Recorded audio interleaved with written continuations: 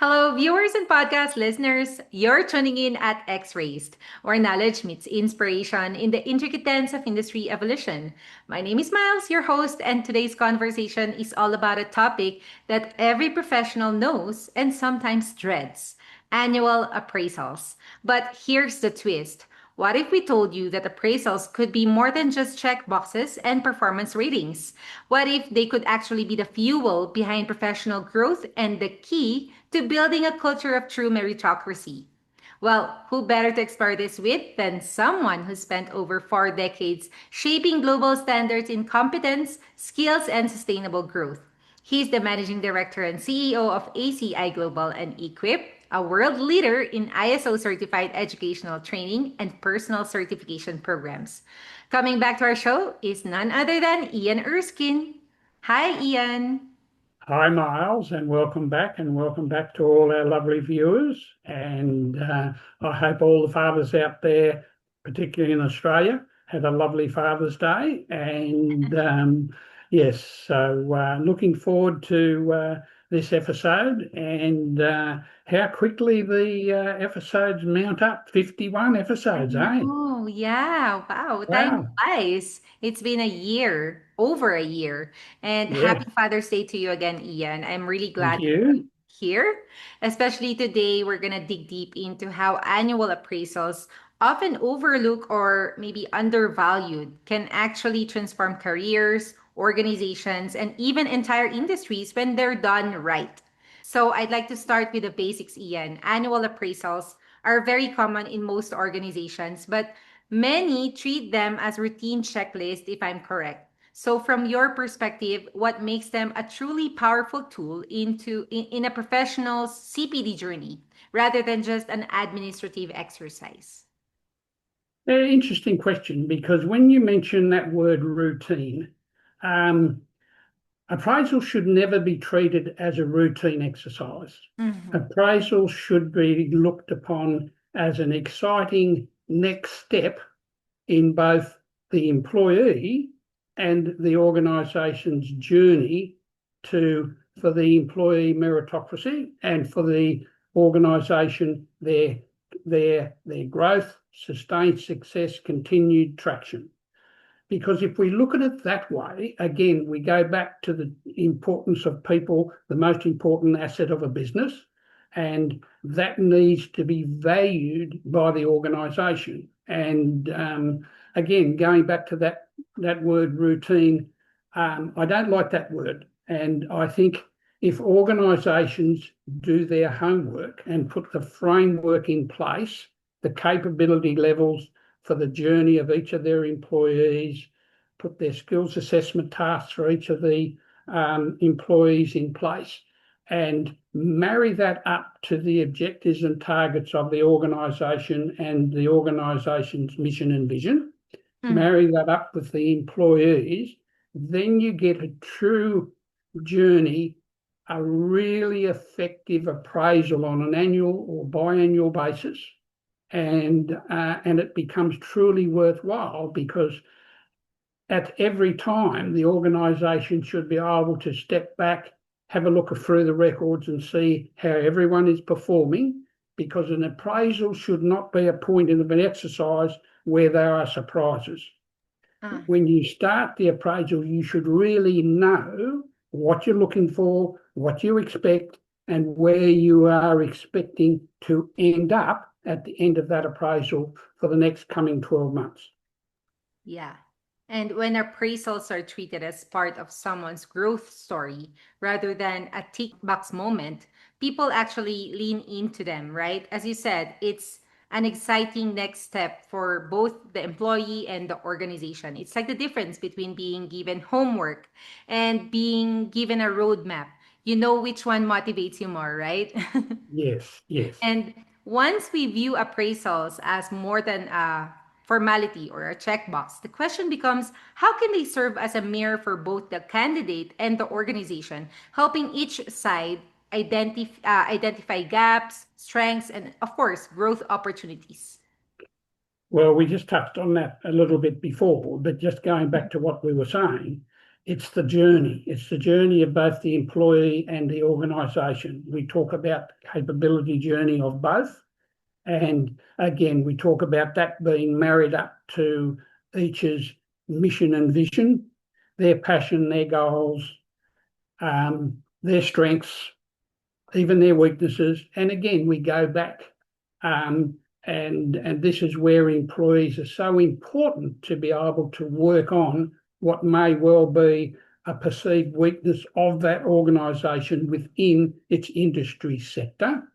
And as we've said many times, we need to be concentrating on the weaknesses, not so much the strengths, because if you concentrate on the weaknesses to build those up, correct where there's a negative, add that extra professionalism for the person, which then adds that extra check for the organisation in its journey for capability and success. That's how you get it right. Because if you don't do it that way, there's a mismatch. And believe you me, I know, speaking from experience as a third-party auditor, there are occasions when I'll walk into an organisation after having been there 12 months prior, and it's almost as if it's like chalk and cheese. You could almost cut the atmosphere because there's a level of not so much trust, but there's a level of concern there which is palpable. Okay. And that's where, you take that on board, and then it's not long before you're doing your interviews, and then you can feel and hear, and then it's discussed some of the disconnect and uncomfort of people within the organisation. And that's where I think the third-party auditor comes into their own, because they should be and need to be looked upon as a person looking from out in, and they can pick up these little idiosyncrasies that can get out of control if they're not nipped in the bud. And a lot of occasions are, as we've discussed before, a lot of it's to do with communication. And I think it's just a human nature. We tend to become a little bit lazy. We sit down in a room and we're talking to each other, and we become a little bit lazy in looking at the signs. So we talk about the ability to see, watch for the mannerisms, and also the ability to listen rather than have a preconceived idea of what you're going to be told. And I think communication is one of the biggest factors within an organisation that should be discussed at appraisals and on an ongoing basis, because at all times, communication needs to be at its very best, working both ways. Because if it's not, then you'll start to get that disconnect and concern within an organisation that, for argument's sake, if it's not nipped in the bud, can get out of control and can lead to employees leaving unnecessarily so. And we always go back to that point where an existing employee is the most powerful person to be able to step up in reference to meritocracy, add an extra role or step up into an additional role, rather than they being pushed aside or left in one place and bring someone else on board, because that's where your costs within an organisation rapidly begin to steamroll, because it is quite a costly exercise to train people into a new job.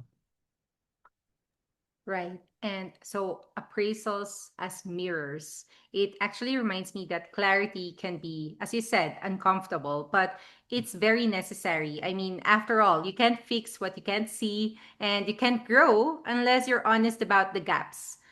And since you've often emphasized the importance of merit, Ian, how do appraisals, when done right, become a foundation for building a culture of meritocracy where recognition and progress are based on competence and capability and contribution rather than seniority or favoritism? Well, I think this comes to the core of it. And an appraisal done correctly is part of the fabric of the organisation's sustained success.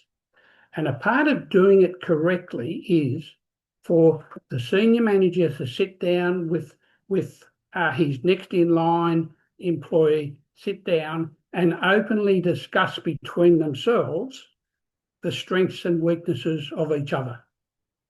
And it's the ability of the appraisor, the senior manager, it's the strength of their character to be able to divulge to the employee, well, one of my weaknesses is sometimes I'm a little bit too busy and sometimes I don't comprehend what you are trying to tell me. Mm-hmm. Okay. And look, I have been in that situation where I've had phone call after phone call. I've been going into a meeting and and it's not unnatural. It's normal. You tend to be distracted from the events past. Now that's where again you have to set aside that time because it's just between you two where meritocracy occurs. And on top of the meritocracy, that's where the greatness of the organisation then occurs as well, right? And that starts at the very beginning of the two people, an open discussion on strengths and weaknesses, objectives and goals, how we're performing, how that's niching in with the organisation's mission and vision. And if that's not done, the appraisal basically is a very negative tool because it turns into a negative tool where you should be able to walk out of that appraisal meeting or gathering with the employee and yourself. You should be able to walk out of that with a strength of excitement, a strength of looking for how we're going to achieve that.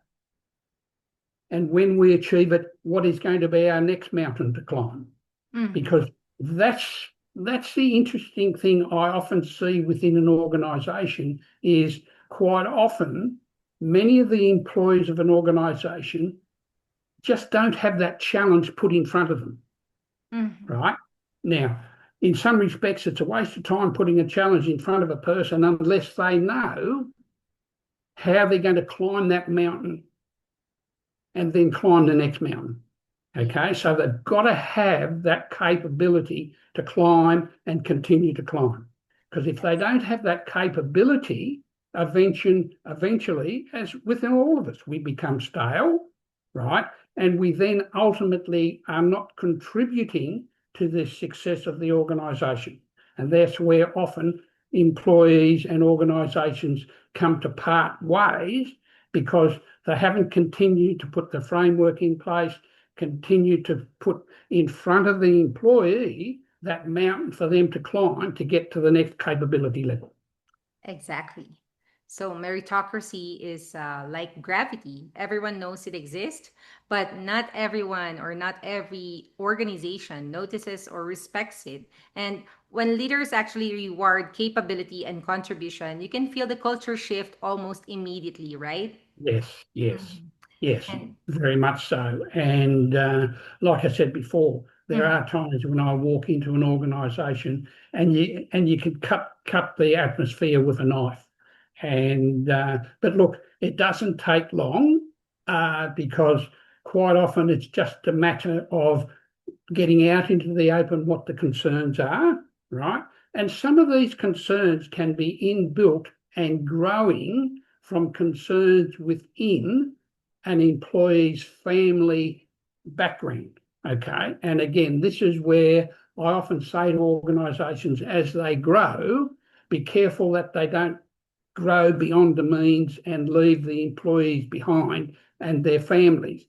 Try and put into framework and practice a culture of where every 2 months, every 3 months, everyone gets together for a barbecue or they go out for a night meal or something like that where mhm. they're all together. They can laugh at their successes, mull over the problems or the failures, and then work together with a combined target in place for them to succeed. Yes, common vision. And of course, embedding meritocracy isn't just about fair evaluations. It requires follow through, which is a critical stage. So, what practical steps should organizations take, Ian, after an appraisal to ensure feedback turns into measurable development and not just words on a page? Well, as they both walk out of the room, they need to have a clear idea of what their forthcoming for the employee, their KPPIs, their key personal performance indicators, and the leading manager must have been able to get across to the employee what the organisation's key objectives and performance targets are going to be needed to be met by the employee meeting their key personal performance indicators. And that's where the two come together. And if these two don't come together, ultimately the organisation fails to meet its target, the employee fails to meet his objectives, and basically then you have a situation where you're like a dog chasing its tail. You're always going back and trying to find out, well, why are we missing Yeah. our targets? Is it a simple matter of where we've lost sight of what the key objective is, or have we lost sight of our competitors? Are our competitors in the marketplace 2 or 3 steps ahead of us and continuing to climb where we're beginning to fall behind? And again, that goes back to an understanding of the business context, the internal, external issues, and the interested parties. But above all, it goes back to internal, external issues, because if that's not continually being addressed, rehearsed, practiced, and put out there so that both the employee and the senior manager can walk together to achieve their goals, it won't happen. Right. That's so true, Ian. And it's one thing to hand someone a scorecard, and it's another to walk alongside them in turning those numbers or comments into real progress. I mean, it's like fitness. You don't get stronger by reading the report from the gym, but you get stronger by actually acting on it, right? Yes, and this is where the ISO key skills and tasks assessment process comes in, because on an annual basis during that 12 months, the senior manager ad hoc should be actually watching and observing their employees or his employees beneath him that he works with him, right? Mhm. Watching them perform their tasks. And when I go into a business and discuss this with people, I have had a situation where they come back and say, oh, they shouldn't really feel that they need to be videoed or photographed or things like that. Whereas I immediately put it back the other way and I say, well, yes, they should, because the reason you're taking that video clip is you're demonstrating they are performing above their capability and doing the very best of what they're doing. So Mhm. it's a credit to them. And on top Yeah. of that, it also then doubles up as a training, and that training needs, or you can use it as a training video to show onboarding and new employees coming through. This is how you climb the ladder correctly and you don't fall Mhm. off. You do it this way. Yeah. Okay. And, or it could be a sales rep. This is how you make your phone calls. This is how you keep track of your phone calls.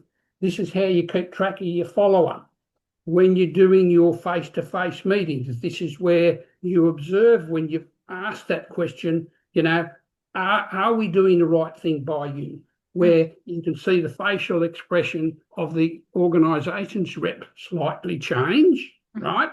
And it could be a bit of a hesitant look, right?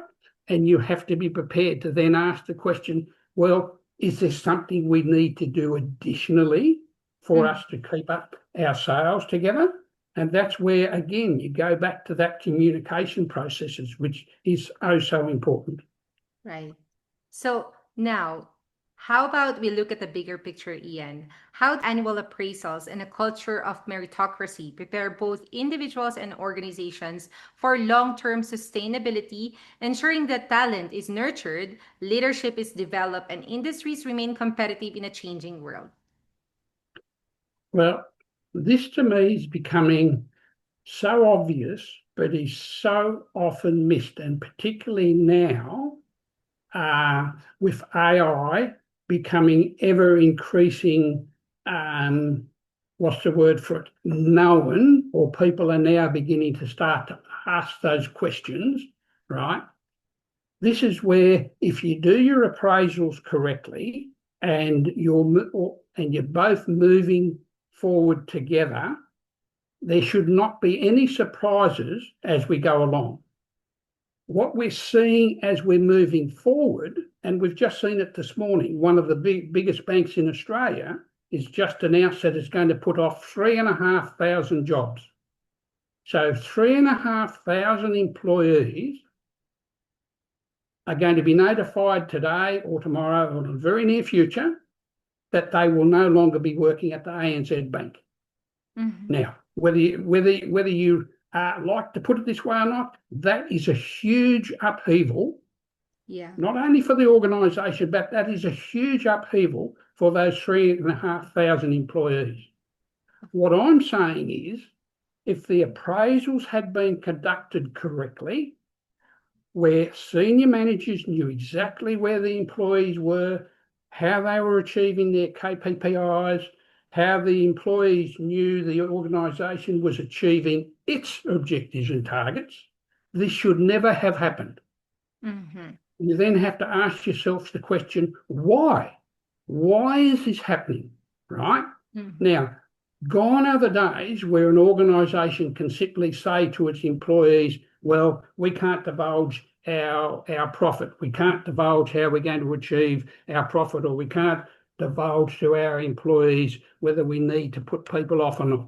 That is, you cannot do that ethically, number one, right? And professionally, that should never, ever happen in today's society. Right?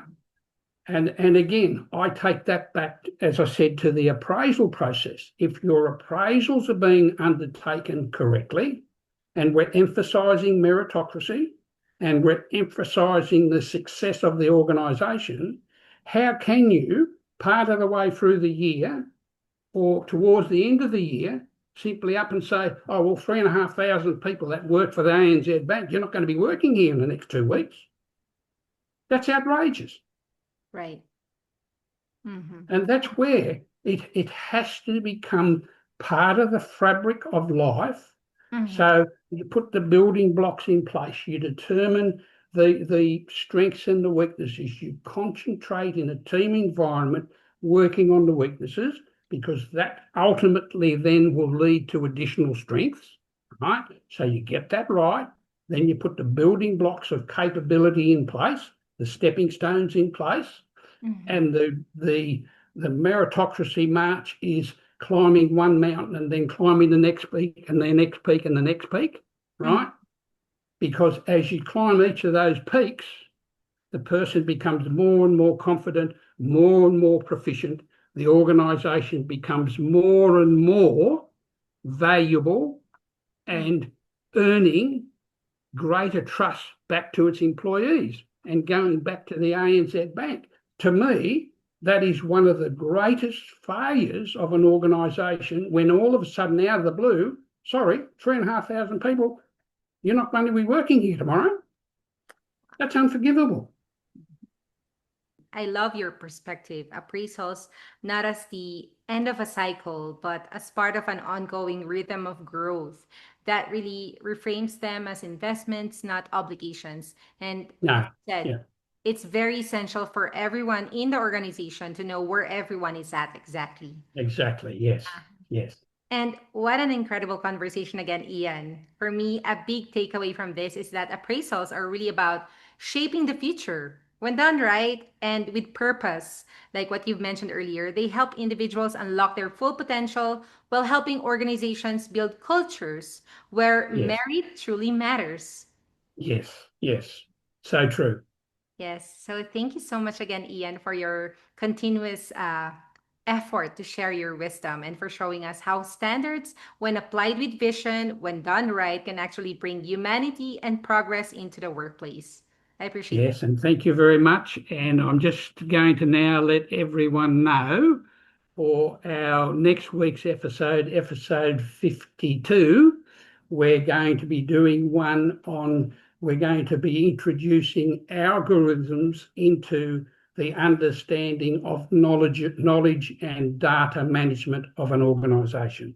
So we're going to specifically talk about how we now look at Uh-huh. information security policies, frameworks, as it is now in being impacted on algorithms. So we believe ACI Global, we believe we have the answer, and we'll be launching that out on next week's episode with you, host extraordinaire.